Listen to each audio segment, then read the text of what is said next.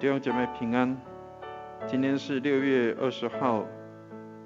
圣灵降临节第4个主日，让我们能够在主的面前预备心来敬拜我们的上帝。愿上帝帮助我们，让我们预备心来朝见我们的主。我们一起来预备心续约。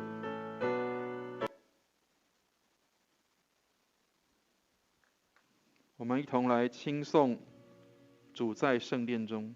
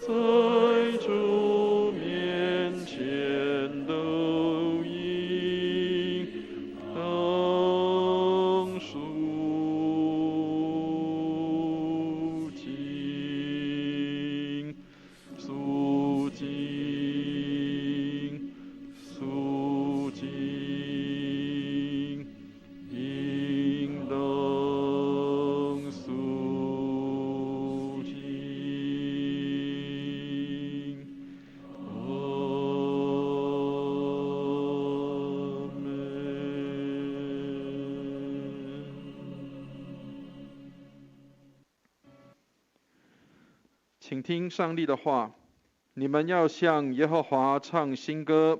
全地都要向耶和华歌唱。有尊荣和威严在他面前，有能力与华美在他圣所。阿们。我们一起来祷告。慈悲怜悯的天父，我们感谢你，让我们能够在主日的早上与弟兄姐妹，我们在线上或是在现场一同来敬拜你。让我们来到主你的圣殿之前，主啊，我们朝见你的面，让我们预备好我们自己来朝见我们的上帝，让我们也带着敬畏的心，还有欢喜快乐的心，好让我们能够预备自己，能够成为馨香的祭献在主的面前。也愿你施恩来看顾我们，让我们能够在疫情的当中，我们仍然不忘记每一天将你的话放在我们的心里。你的话是我们脚前的灯，路上的光。愿你施恩帮助我们，让我们弟兄姐妹无论在工作、在家庭当中，在任何地方都保护我们十分的平安。愿施恩看顾我们，祷告奉耶稣基督的圣名，阿们。弟兄姐妹，让我们一起来唱诗赞美上帝，来唱向耶和华唱新歌。你们要向耶和华唱新歌，全地都要向耶和华歌唱，要向耶和华歌唱，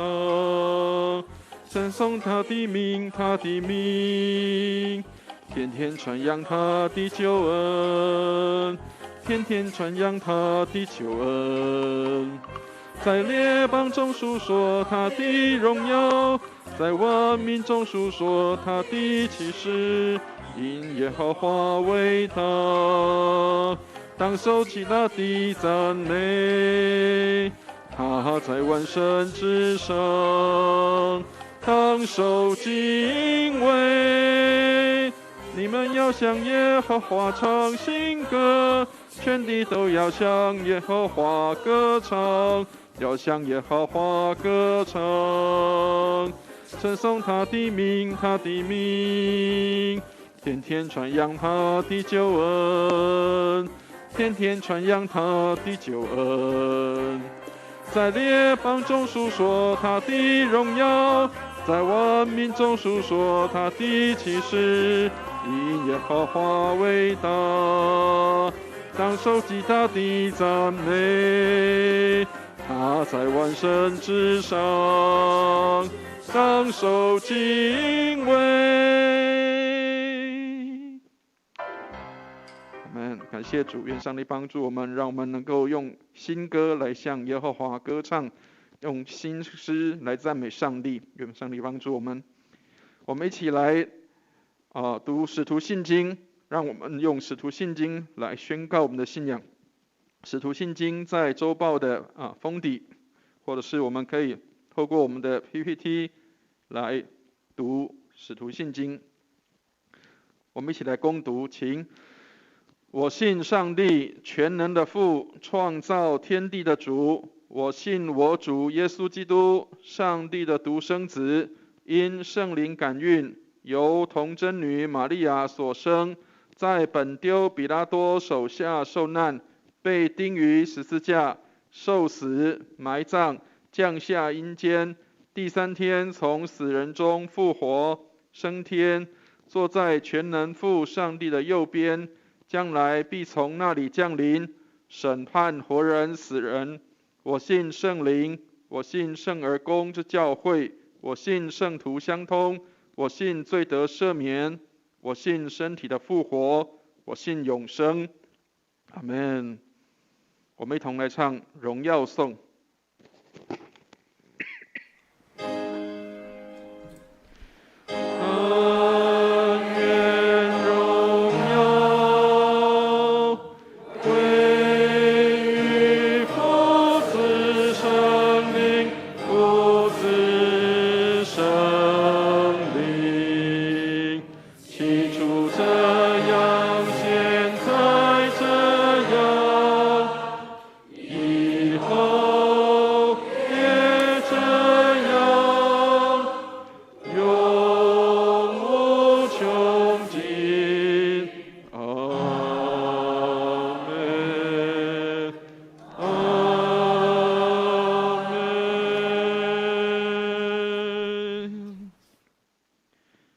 让我们一起来诵读起应文，让我们能够在主的话语当中，我们彼此来起应。那因为我们没有办法在现场跟大家一起的起应，所以牧师在这边把所有的起应文能够一起来念。那等到应的时候，在黄色体的地方，请大家就在自己的所在的地方来应。诗篇第9篇第9节到20节。耶和华又要给受欺压的人做高台，在患难的时候做高台。耶和华认识你名的人要依靠你，因你没有离弃寻求你的人。应当歌颂居锡安的耶和华，将他所行的传扬在众民中，因为那边好流人血之无罪之人的，他纪念受欺的人，不忘记困苦人的哀求。耶和华，你是从死门把我就提拔起来的，求你怜恤我，看那恨我的人所加给我的苦难，好叫我述说你一切的美德。我必在锡安城的门因你的救恩欢乐。外邦人陷在自己所掘的坑中，他们的脚在自己的设的网罗被缠住了。耶和华已将自己显明了，他已施行审判。恶人被自己手所做的缠住了。恶人就是上帝的外邦，就是忘记上帝的外邦人，都必归到阴间。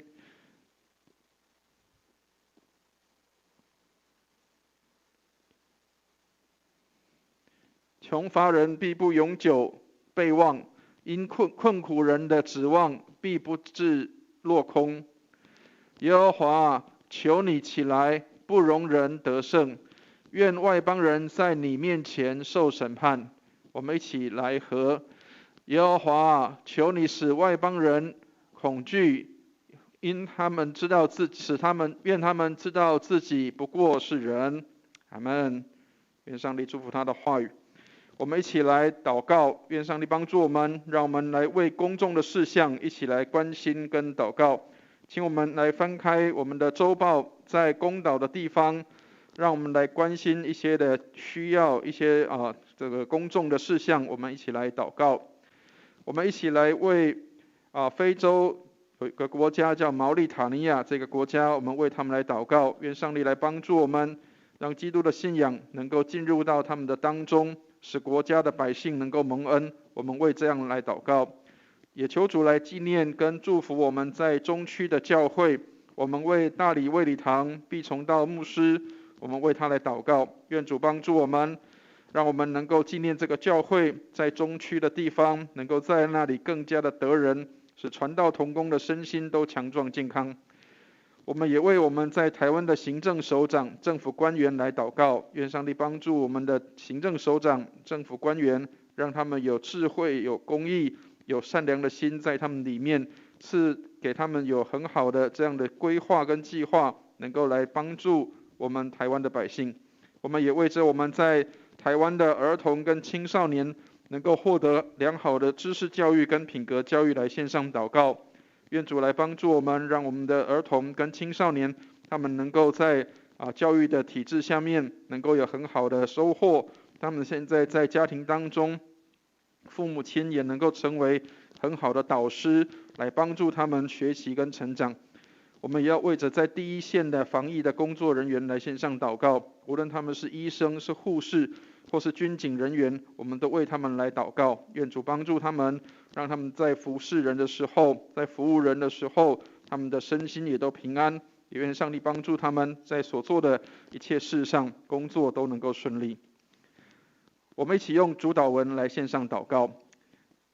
我们在天上的父，愿人都尊你的名为圣。愿你的国降临，愿你的旨意行在地上，如同行在天上。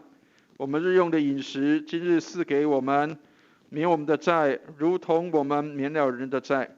不叫我们遇见试探，救我们脱离凶恶。因为国度、权柄、荣耀，全是你的，直到永远。阿们。弟兄姐妹，让我们一起来攻读今天我们的圣道理。今课在撒母耳记上17章，撒母耳记上17章48节到52节，另外一处在哥林多后书6章1到13节。我们先来攻读撒母耳记上17章48节到52节。撒母耳记上17章48节到52节，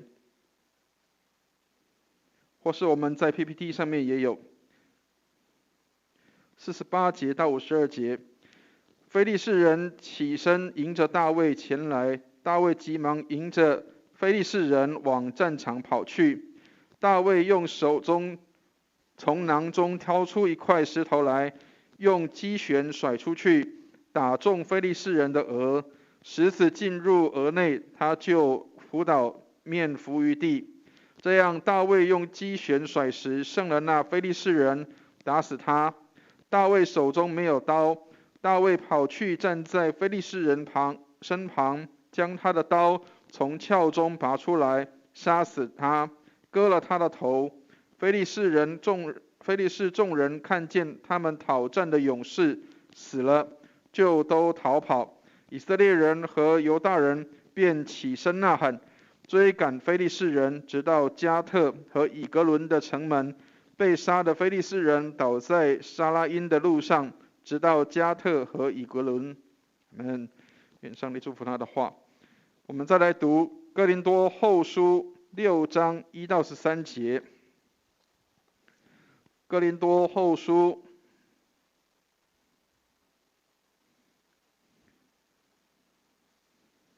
6章第1节到第13节。在新约的地方，哥林多后书第6章第1节到第13节，一样我们在 PPT 上面也有，或者是请大家翻开圣经，在哥林多后书第6章第1节到第13节，翻到我们请一起同声来念这一段的圣经。我们与上帝同工的，也劝你们不可徒受他的恩典。因为他说，在悦纳的时候我应允了你，在拯救的日子我搭救了你。看哪，现在正是悦纳的时候，现在正是拯救的日子。我们凡事都不叫人有妨碍，免得这职分被人毁谤，反倒在各样的事上表明自己是上帝的用人，就如在许多的忍耐、患难、穷乏、困苦、鞭打、监禁、扰乱、勤劳、警醒、不时、廉洁之事、恒忍、恩慈、圣灵的感化、无伪的爱心、真实的道理、上帝的大能、仁义的兵器在左右，荣耀、羞辱、恶名、美名，似乎是诱惑人的，却是诚实的；似乎不为人所知，却是人所共知的；似乎要死，却是活着的；似乎受责罚，却是不至于丧命；似乎忧愁，却是常常快乐的；似乎贫穷，却是叫许多人富足的；似乎一无所有，却是样样都有的。哥林多人啊，我们向你们口是张开的，心是宽宏的。你们狭窄原不在乎我们，是在乎自己的心肠狭窄。你们也照样用宽宏的心报答我。我这话正像对自己的孩子说的。阿们。让我们一起来读今天我们要证道的经文，在马可福音第4章。马可福音第4章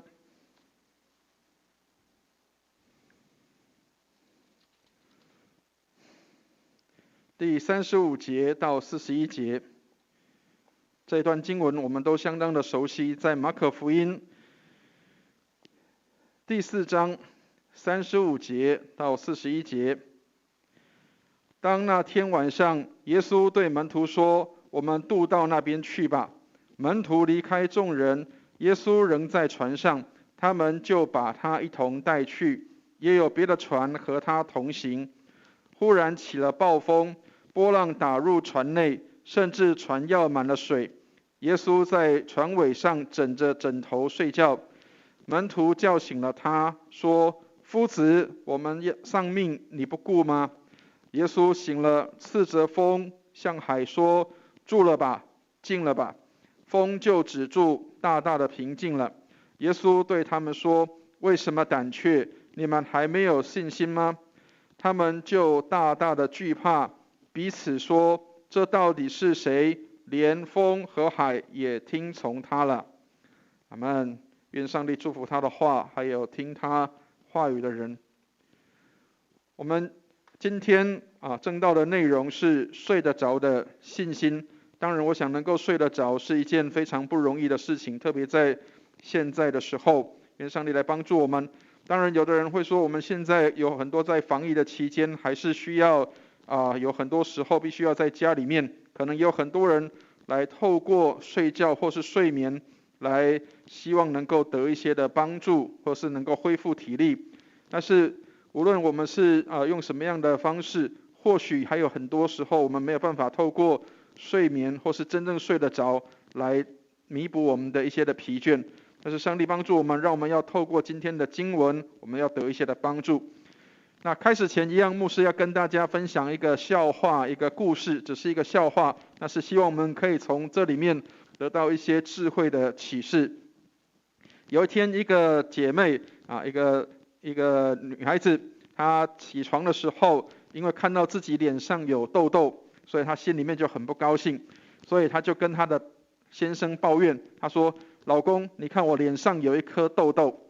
然后这个老公他就很聪明的跟他的太太讲说：“那是因为上帝嫉妒你的美貌，所以让你就生了痘痘。”然后这个女孩子听了很高兴，她就跟她的先生看到她的先生脸上也长了一个痘痘，她就问她先生说：“可是你看起来不帅，为什么你还是有痘痘呢？”结果这个先生就告诉他的太太说：“因为上帝要惩罚我说谎话。”愿上帝来帮助我们。其实我们称赞别人都是要从心里面来真正的来称赞别人。当然有时候我们称赞别人的时候，可以用一些的方法跟方式当然有人说我们称赞别人可以先从外貌从外表来看，也许有的人说哦，你最近头发做得很漂亮你的衣服很好看，当然这些都是外在的。那如果找不到，有人说那如果找不到优点的时候可以怎么办呢？就有人说如果是这样的话，那就说你最近看起来瘦了很多也许这些话都可以让人感觉很高兴。但是上帝帮助我们，让我们称赞别人的时候都是很真实的。我们一起举起圣经来祷告，愿上帝的话成为我们的帮助和力量。让我们举起圣经，上帝的话进入我们的心中。我们一起举起圣经来祷告，我们用这个祷词来祷告，一起念经。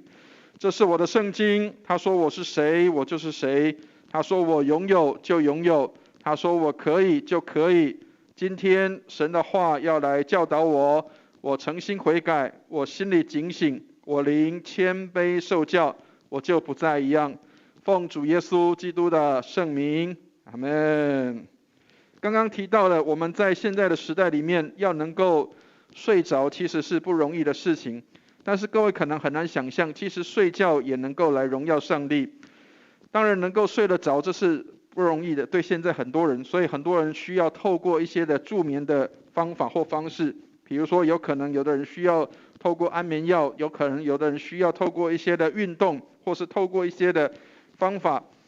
但是完全的信靠才能够让我们好好的享受这样的好眠。当然也有很多人跟牧师讲说，牧师我不太敢喝茶或咖啡因为好像这些也会产生一些的刺激。当然每个人的状况不一样。曾经有过一个年轻人，他这样的一个很智慧的说法，他说咖啡加上忧虑的心就等于失眠。所以上帝帮助我们，当然不是说一定是外在的影响，也许是可能我们在内心当中也有一些问题影响我们没有办法有很好的休息跟睡眠。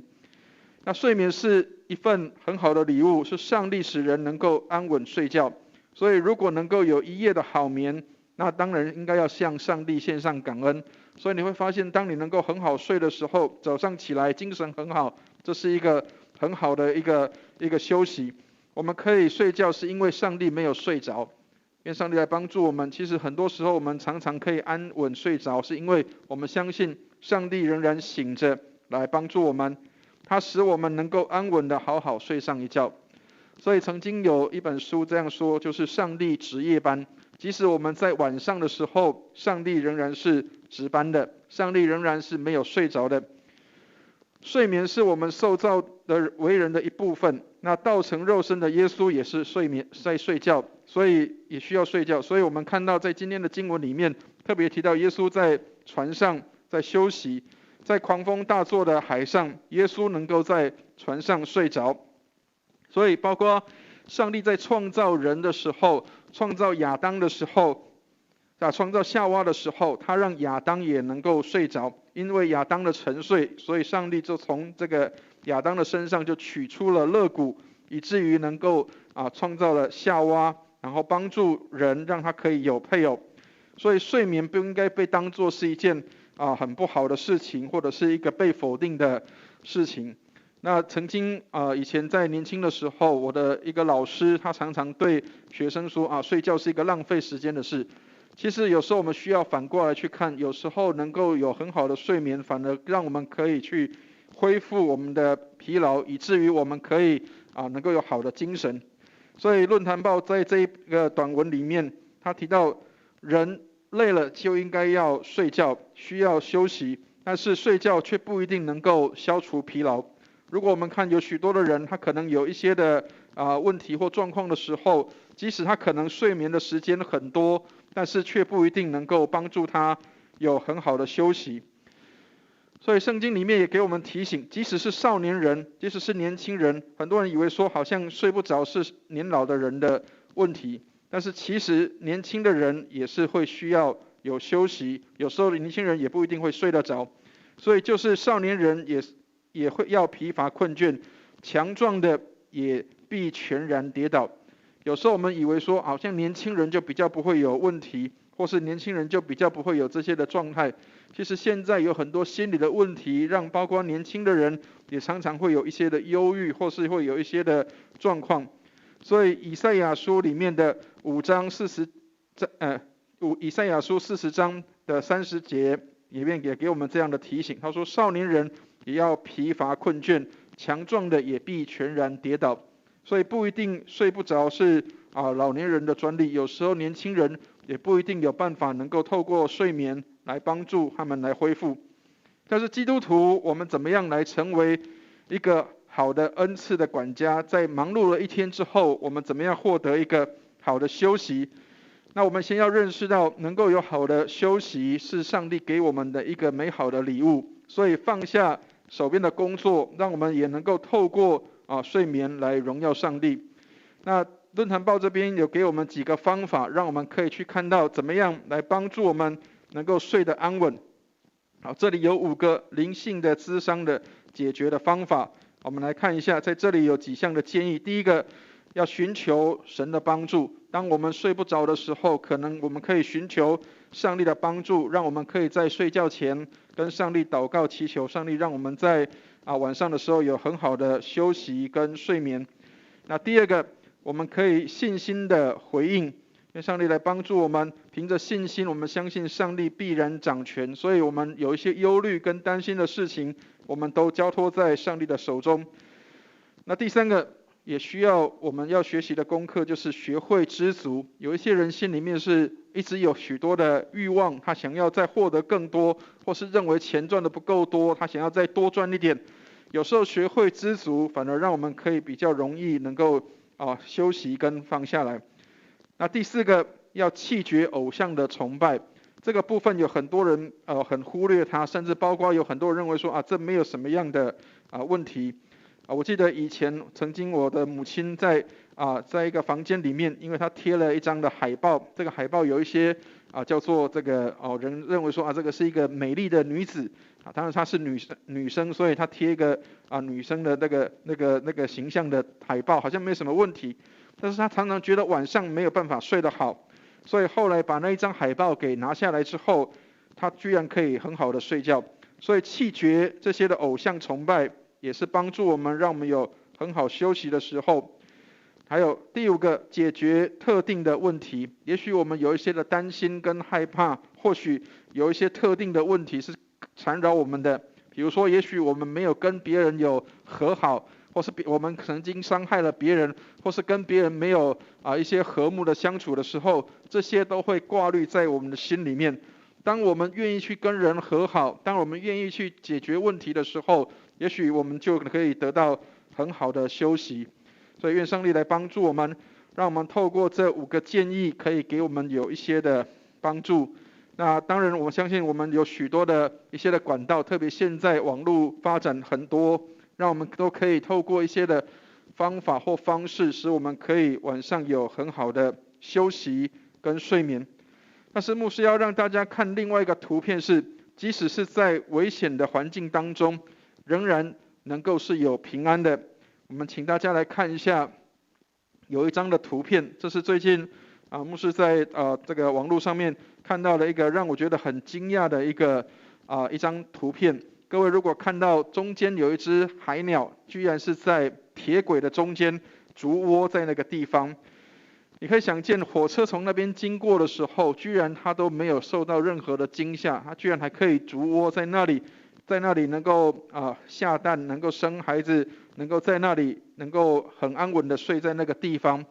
所以真正的平安并不是你在环境上面没有遇到什么样的问题，而是即使是在危险的环境当中，你仍然可以看到有平安在你的心里面，甚至虽然看起来危险，但是却是在平安的环境里。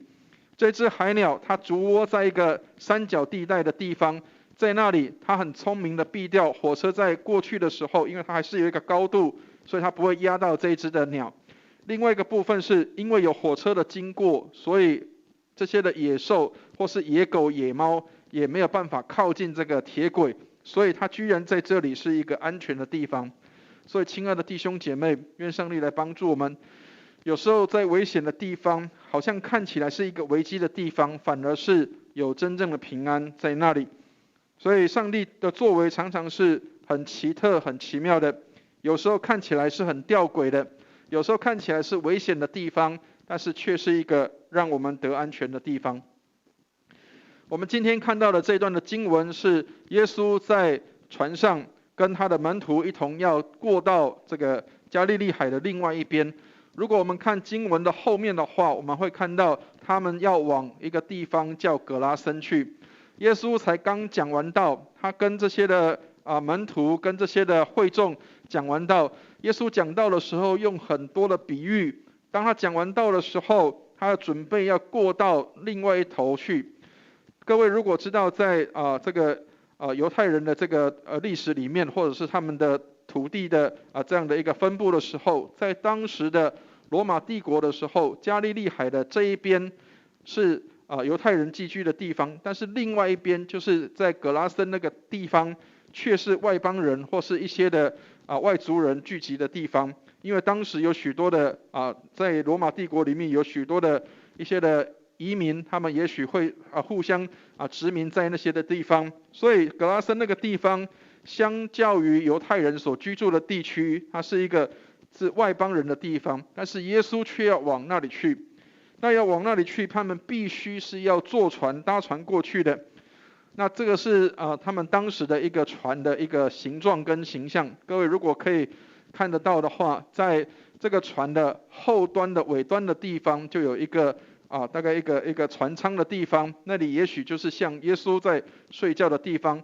其他的门徒就坐在这个船的旁边，当然12个人没有办法都坐在同一艘船上，所以也有其他的船在跟着他们。所以我们从经文当中看到，他们搭着这样的船，然后要过到这个岸边去。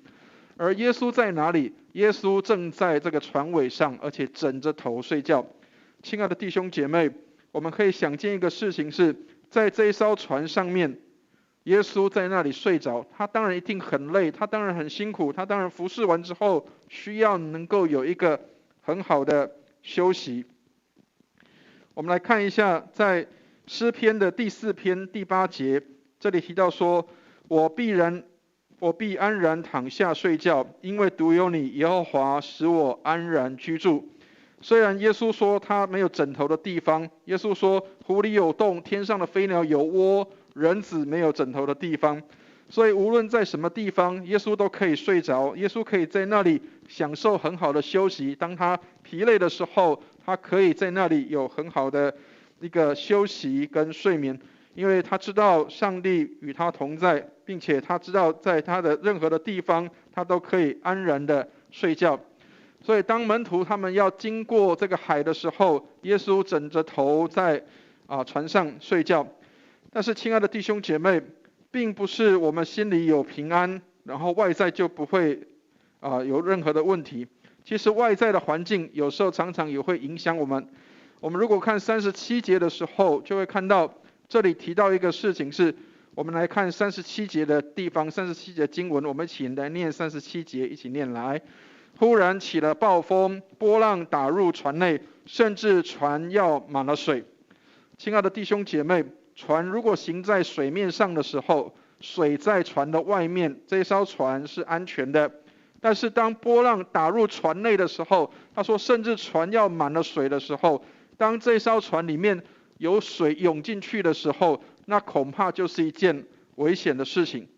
各位如果看到耶稣的门徒里面，几乎有许多的门徒都是有渔夫或是成为渔夫的经验的，他们对于海对于水他们是很熟悉的。但是刚刚提到了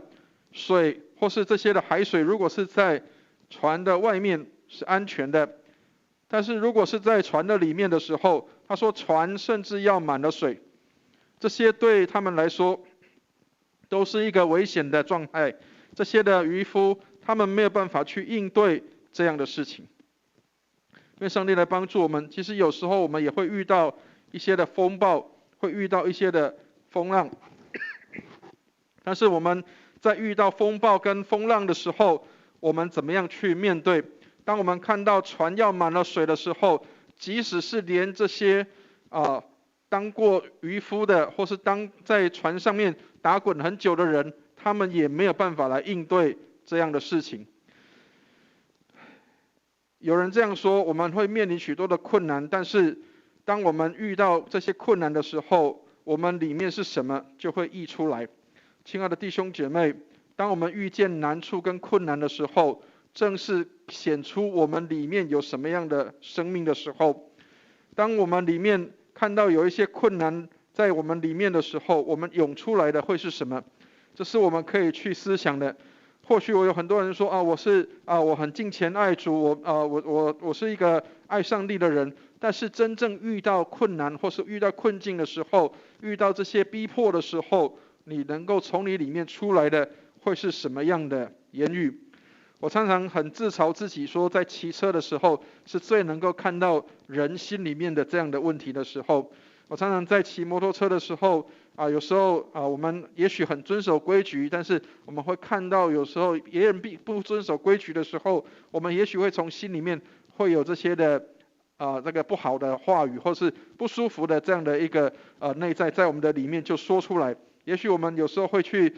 责备或是责骂别人，但是愿上帝帮助我们。当然我们不是说我们不应该去这个提醒别人，而是我们需要能够知道，有时候我们自己以为自己是很有耐心的，很有爱心的，但是真正碰到问题的时候，就会显出我们里面的是什么。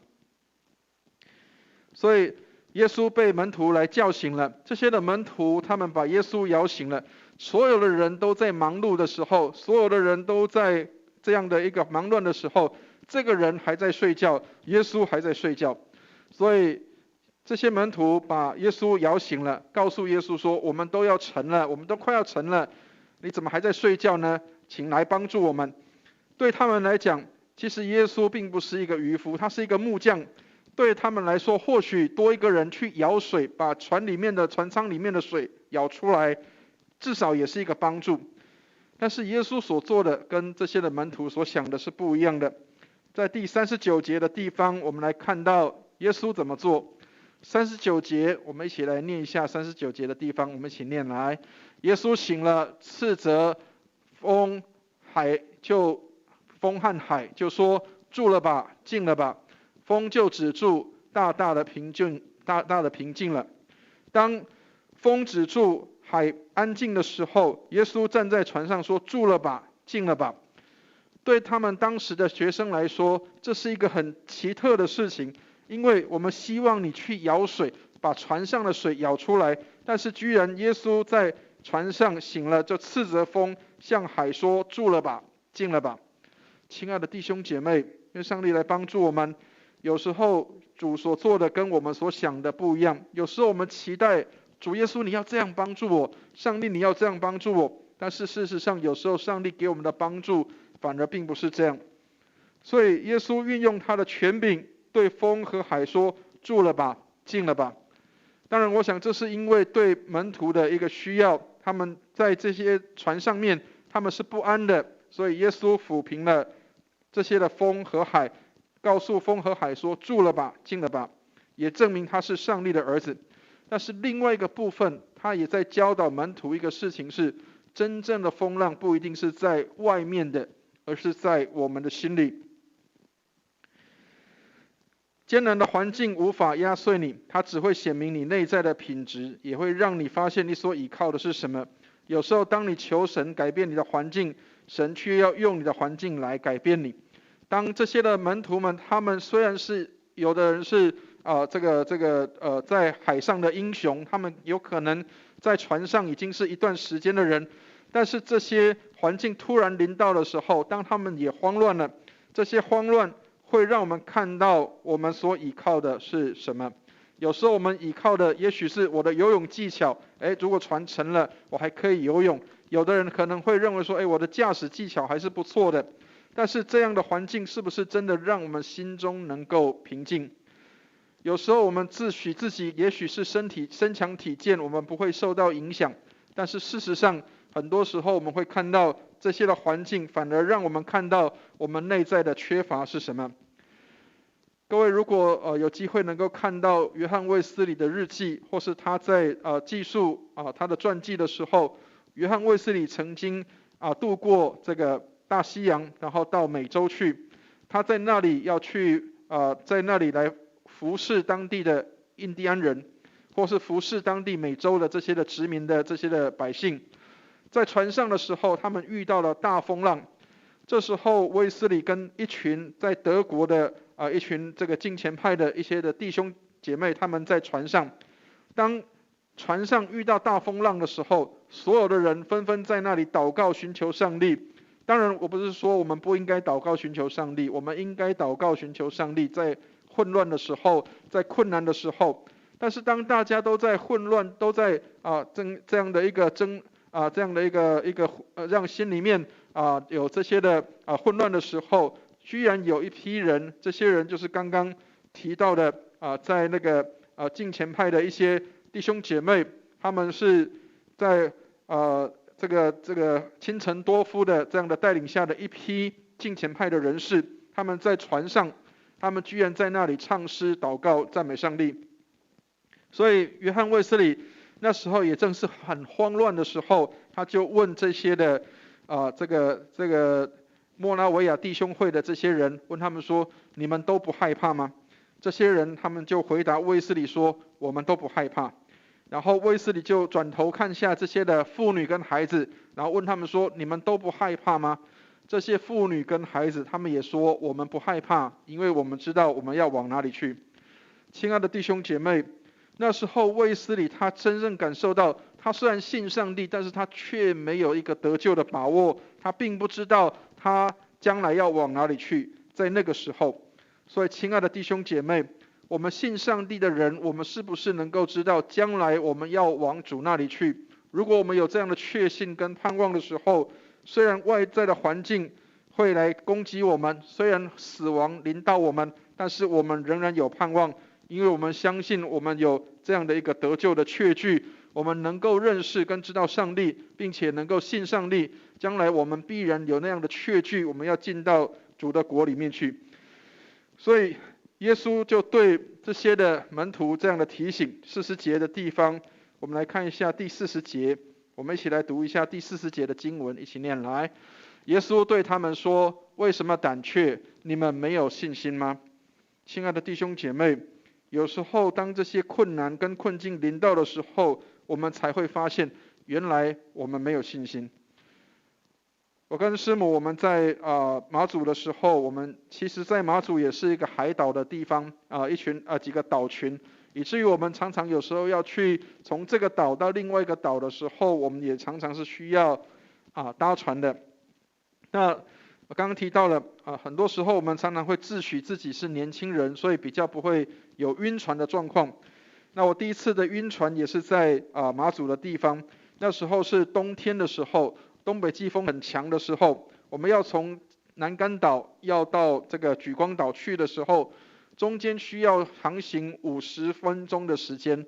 在那个地方，船因为浪大，所以是一上一下的。其实对我们来说，那是一个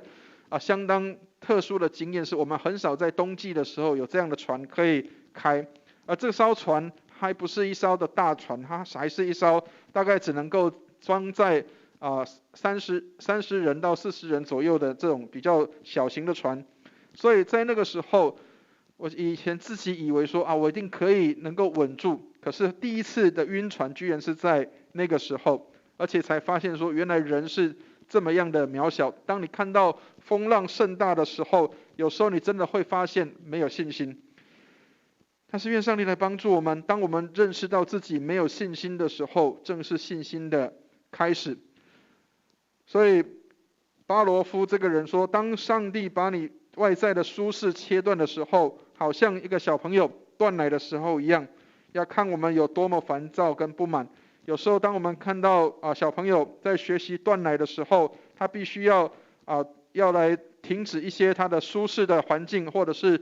要从他的一些熟悉的状况要改变的时候，有时候是心里面会有很多的烦躁跟不安的。当小朋友要从喝奶的状态改变成要能够吃固体食物的时候，那也是一个新的调整跟改变，跟过去所熟悉的环境是不一样的。然而司布真这样说，试炼让我们了解自己是谁，试炼挖掘我们的心田，使我们可以清楚看到里面有什么。愿上帝帮助我们，当我们认识到我们自己里面的这样的烦躁不安，或是我们里面有这些的不愿意，或者是不愿意调整改变的时候，愿上帝来帮助我们，让我们全然相信上帝的掌权跟带领。刚刚提到我跟师母我们在马祖的时候，其实我们在那里生活一段时间，我常常提到说，在马祖的时候，我们在那里每一天刚去的时候是快乐的，但是后来有许多的跟在台湾不一样的一个状态，所以以至于甚至心里面会有一些的慌乱，甚至会认为说不知道未来将来会有什么样的发展，并不晓得。但是在这样的一个环境的里面，上帝也帮助我们，让我们看到原来我们里面并没有相信上帝的带领。有时候心里面会慌乱说我如果一生要投入在这样的一个岛屿上面，我是不是愿意能够委身跟埋在那里？然而上帝的旨意是超过我们的想象跟期待的。其实我们只要能够来服侍那个时候的人就可以。上帝并不是要我们好像能够效法哪一个伟人，或者是效法哪一个宣教士的这样的一个榜样。每一个人都有每一个人不同的上帝对他不同的安排跟带领，所以上帝在我们的生命当中都有每个时刻不一样的带领。或许现在让我们在高峰的时候，但是也许哪一天会带领我们经历到一些的低谷。然而上帝的命定超过海上的狂风，上帝的命定超过海上的大浪。也许看起来有大风大浪，但是这些都不超过上帝的命定。上帝创造一切的自然，然而超自然也是在上帝的手中。所以我们不是只有求上帝能够来运用超自然的力量，能够来带领我们改变我们的状态。有时候上帝也预定有一些狂风，有时候上帝也预定有一些大浪，来帮助我们，让我们能够有学习跟成长。所以我们从今天的经文可以看到几个学习的功课。第一个，信心是选择不再焦虑。有时候我们常常是选择焦虑，我们常常是有很多的焦虑在我们的心里面，而我们也选择这样的焦虑。有人常常跟牧师这样讲，他说因为我焦虑，我思虑了很多，所以才不会有这些的问题。那即使是我们没有这些问题，我们也常常是会焦虑的。所以好像有人以为说我是因为焦虑，所以才不会发生什么问题。事实上，即使是焦虑，还是一样会发生问题。不是因为焦虑，我们就不会有问题的发生。所以乔治·穆勒这个人他说，焦急的开始是信心的结束，信心的开始是焦急的结束。所以当我们有信心的时候，我们就能够远离焦虑。当我们里面没有信心的时候，我们就是跟焦虑越来越靠近的时候。求上帝帮助我们，让我们能够知道，不是因为我们焦虑事情就，并且信上帝，不是只有相信上帝是存在的，而且要相信上帝要赏赐那些寻求他的人。这是在希伯来书里面给我们的提醒。所以不是只有信有上帝，而且是要相信上帝要赏赐那些寻求他的人。所以信心是跟相信上帝的良善是连结在一起的。所以亲爱的弟兄姐妹，愿上帝来帮助我们，让我们看到用信心栽种的，不要用疑惑来收割。有时候我们还没有看到结局的时候，我们常常会灰心跟失望。但是愿上帝帮助我们，让我们用信心的眼睛来看，用信心开始的，不要用疑惑来结束。愿上帝来帮助我们。有时候我们可能进行了一段时间可能还没有看到成果，但是我们可能就放弃了。所以愿上帝帮助我们，让我们能够用信心所栽种的，不要用疑惑去收成。所以华人有一句话讲，叫做行100里路，伴90。意思就是我们走100里的路，可能我们已经走到90里，只剩下10里的路，可是我们就放弃了。那时候可能走到90里的时候，我们还觉得好像路还很远，还很长。但是事实上，我们已经走完了90%了。所以亲爱的弟兄姐妹，用信心栽种的，不要用疑惑去收成，让我们凭着信心一路的往前行。第二个，我们要看到信心是知道上帝的保护，上帝必然保护我们。所以刚刚提到说，上帝是值夜班的，上帝并没有睡着，所以信靠上帝，他必然有美好的应许跟带领。我们愿上帝来帮助我们，让我们看到上帝没有睡着，上帝没有撇弃，没有丢下。我们常常以为上帝好像是离开的，上帝并没有请假。当我们信上帝的那一刻，上帝就透过圣灵住在我们的里面，耶稣透过圣灵住在我们的心里面，好让我们能够知道我们所信的是这样的一个可信赖的上帝。愿上帝来帮助我们。所以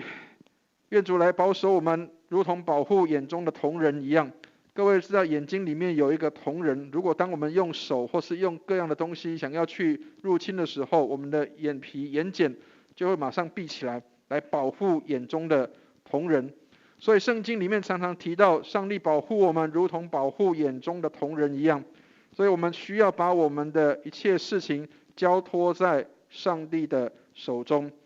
我们常常可以这样的祷告：主啊，我把自己交托给你。耶稣在十字架上的最后的话语的时候提到：父啊，我把我的灵魂交在你的手中。这句话其实是以色列人他们要睡觉前他们会跟上帝的一句祷词，说：主啊，我把我的灵魂交在你的手中。意思就是我们完全的相信上帝的带领，不论我能不能够见到明天的太阳，但是我都相信我的灵魂是在上帝的手中的。所以以赛亚书41章第10节，这里给我们看到一段的经文，他说：你不要害怕，因为我与你同在；不要惊慌，因为我是你的神，我必坚固你，我必帮助你，我必用我公义的右手扶持你。亲爱的弟兄姐妹，愿上帝来帮助我们。上帝的话是信实的，他告诉我们不要害怕，因为他要与我们同在。他说不要惊慌，因为他说他是我们的神。所以上帝给我们有这样的保证，他说不要害怕，不要惊慌，因为他要与我们同在，他是我们的神。他说他必坚固我们，他必帮助我们，他要用他公义的右手来扶持我们。亲爱的弟兄姐妹，愿上帝来帮助我们，我们要相信上帝必然保护，在我们一切所行的路上，他必然保护我们。第三个，信心就是接受上帝的工作。有时候上帝给我们的答案不一定是如我们所想象跟期待的，但是上帝既然看顾小麻雀，他也必然要看顾我们。耶稣在对门徒的提醒里面也常常提到，上帝既然看顾这些的天上的飞鸟，那他也是必然看顾我们的。所以愿上帝来帮助我们，信心就是接受上帝的工作。当然上帝并不是直接来喂养这些的小鸟，并不是好像这些小鸟不用做任何事情它就饱了。这些小鸟它们能够凭着信心，能够相信上帝的供应，他今天出去他就知道上帝必然要养活他。上帝透过一些的事物间接的来养活了这些的天上的飞鸟，所以我们也要相信上帝必然透过一些的工作，好让我们能够看到上帝的作为，并且看到他的安排。所以安息并不是不做工，而是积极的相信上帝要工作。亲爱的弟兄姐妹，让我们都能够学习有安息的时候。安息并不是表示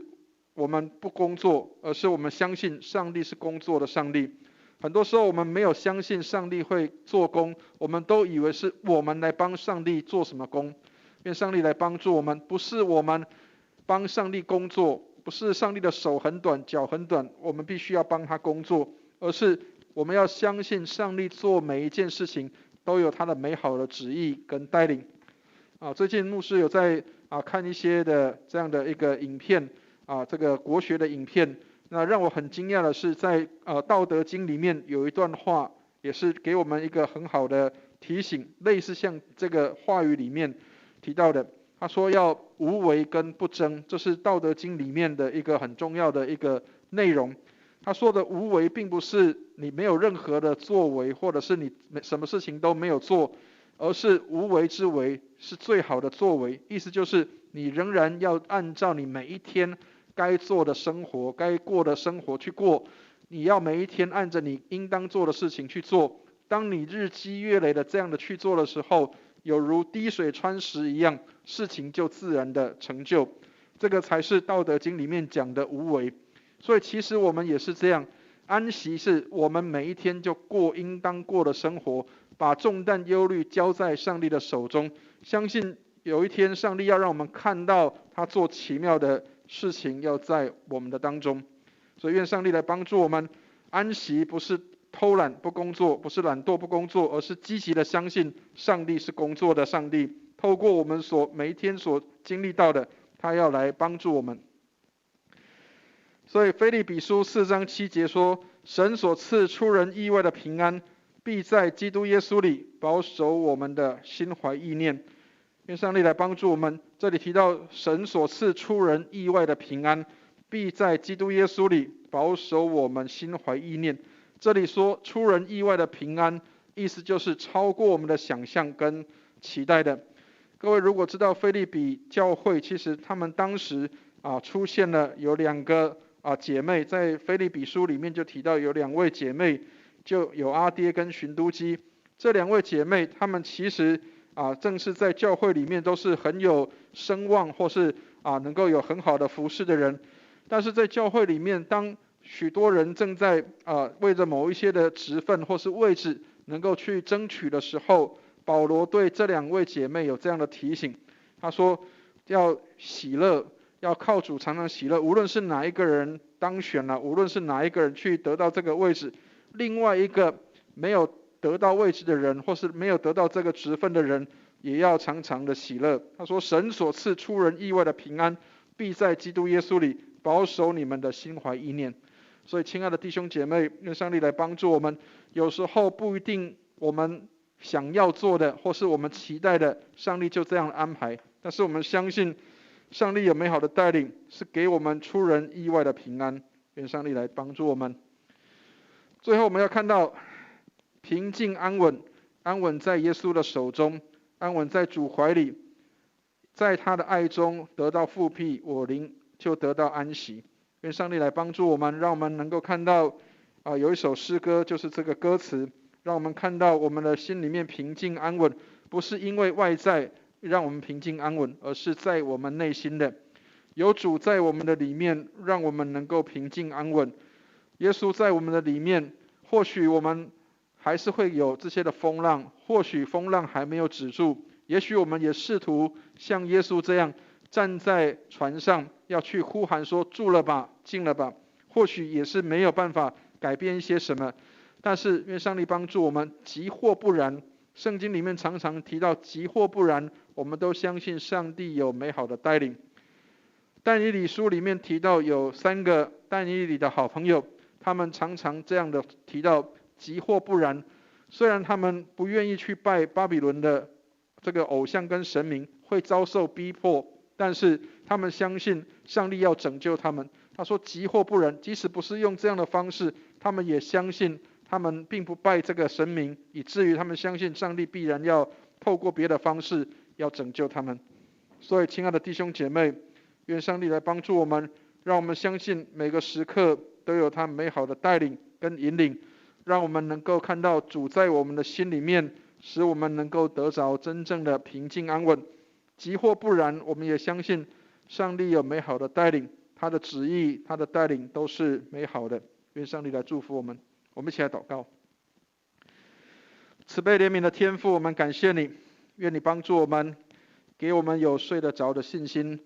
当我们在外在环境仍然险峻、仍然危险的时候，主啊，愿你给我们有信心跟力量，叫我们能够选择信心，而不是选择焦虑。主，我们也相信你必然保护我们，如同保护你眼中的瞳人。主，我们也相信你是工作的上帝，虽然在我们不能做什么的时候，但是主，我们相信你仍然工作，你也要赏赐我们出人意外的平安，要在基督里保守我们的心怀意念。谢谢主带领我们常在你慈爱里，使我们靠主来得胜，让我们晚上都能够有很好的休息，白天都有很好的精神体力，无论工作服事或读书都蒙恩。感谢主垂听我们的祷告，愿荣耀归给主，奉耶稣基督的圣名，阿们。上帝帮助我们，让我们可以透过今天的经文，可以让我们看到我们在他的里面，我们可以得帮助，我们可以得着这个睡得着的信心。我们来读今天的金句，在马可福音4章40节，我们来读这段的经文。马可福音第4章40节，我们一起来读这段经文，一起念来。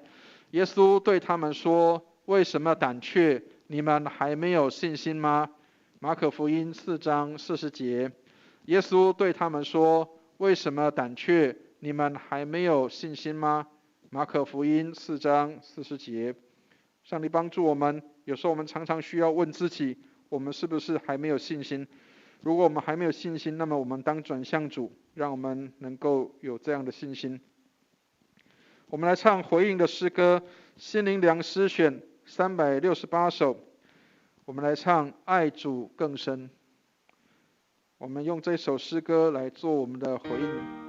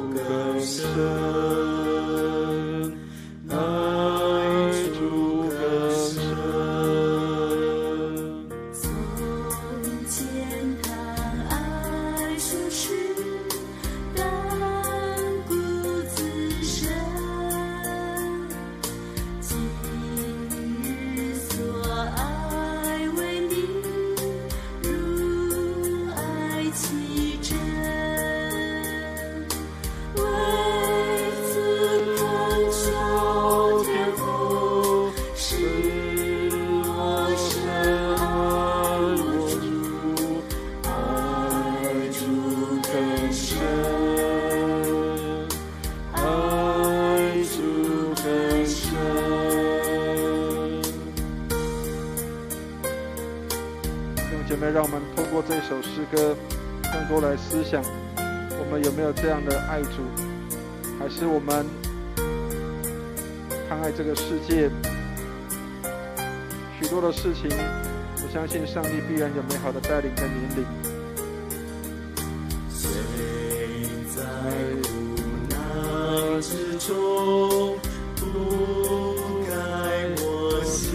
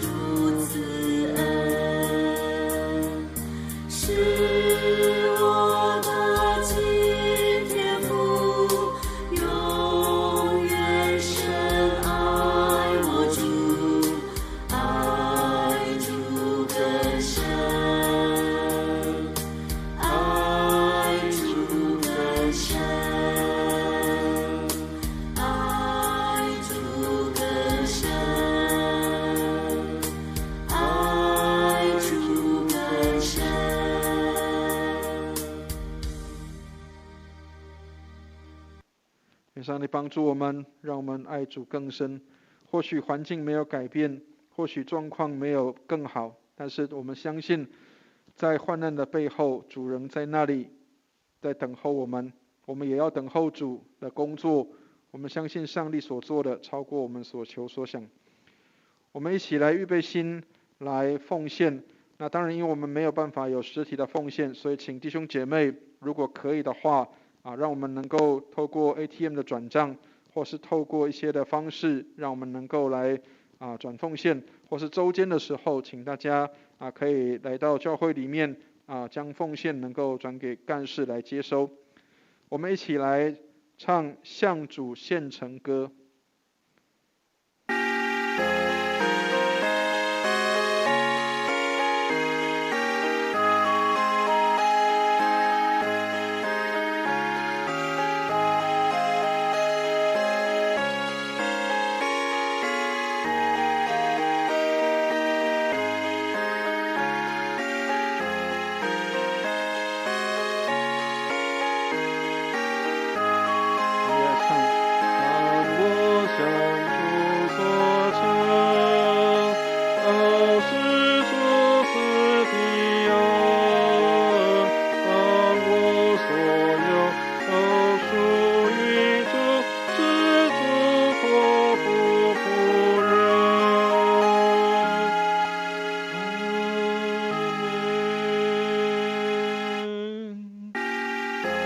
愿上帝帮助我们，让我们把一切都交在上帝的手中，把我们手中所得到的这些的获财的能力，我们也能够奉献一些在主的面前，愿主来悦纳。弟兄姐妹，让我们能够在网络上彼此的问候，虽然我们没有办法实体的聚会，但是我们期待弟兄姐妹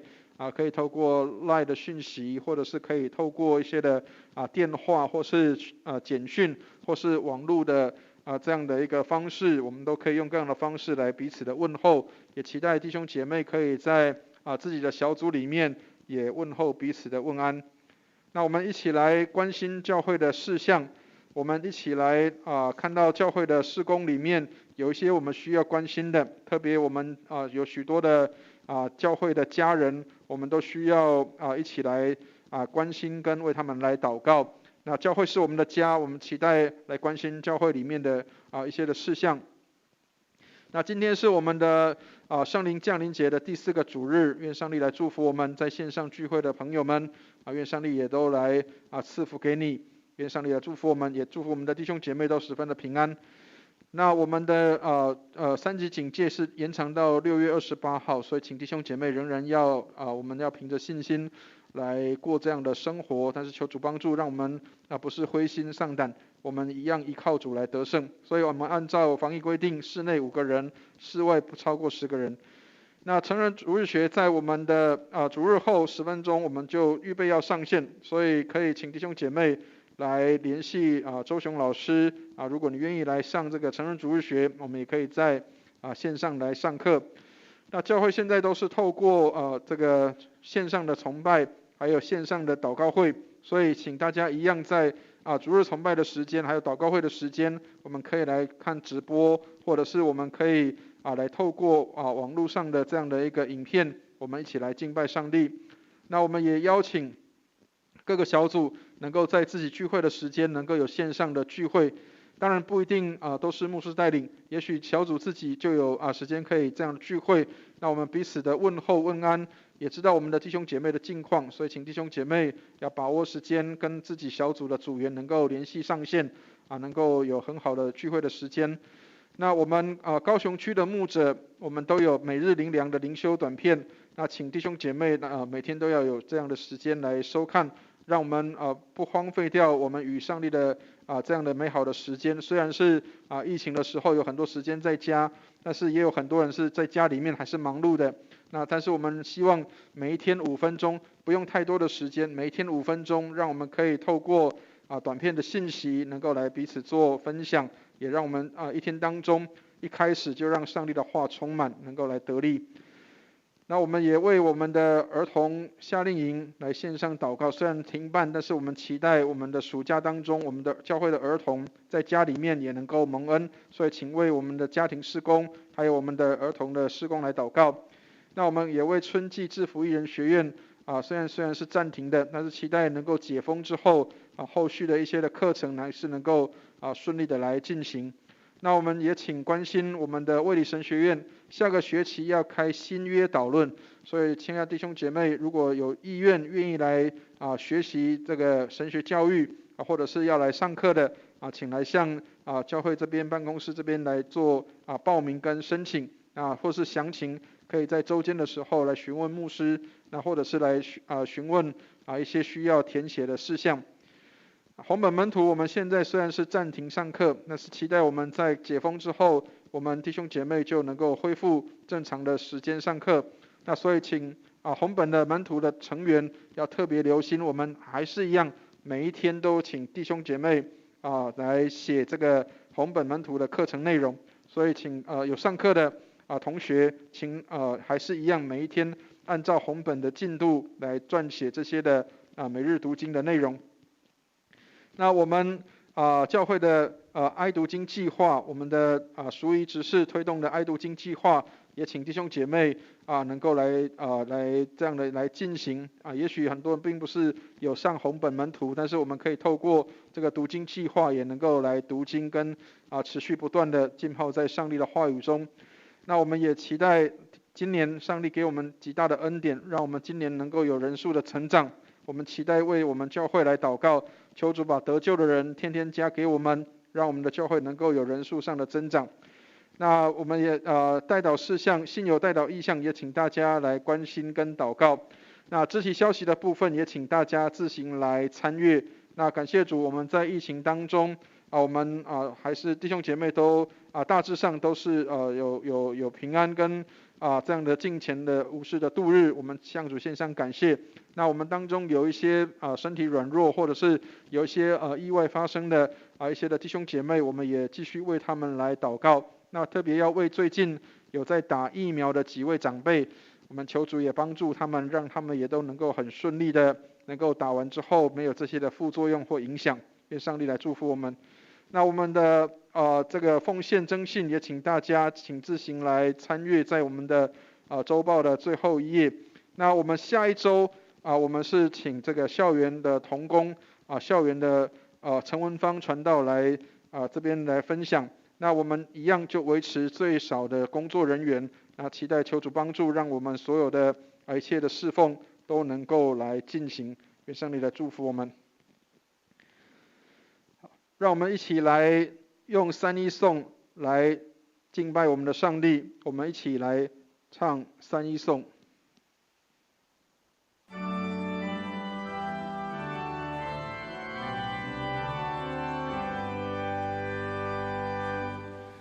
普天之下，万国万民齐声赞美父子圣灵，三位一体，同荣共尊，万有之源，万福之本。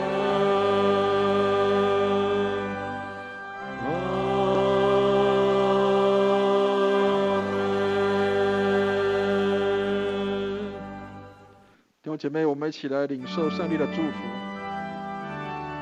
慈悲怜悯的天父，愿你将恩典从天上倾倒下来，祝福我们的弟兄姐妹，让我们无论是在线上或是在现场，我们无论在哪里敬拜，主你的祝福就临到我们身上，让我们成为蒙福的人，以至于我们能够成为祝福别人的人。愿我主耶稣基督的恩惠、天父上帝的慈爱、圣灵的感动与交通，常与我们众人同在，从今时直到永永远远。阿们。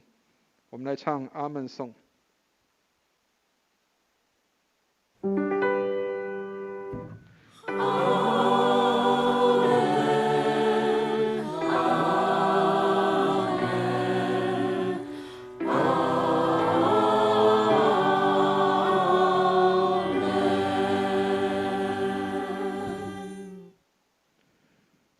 弟兄姐妹，我们今天的崇拜到这边结束，愿上帝祝福我们。那我们也请看 PPT 上面我们的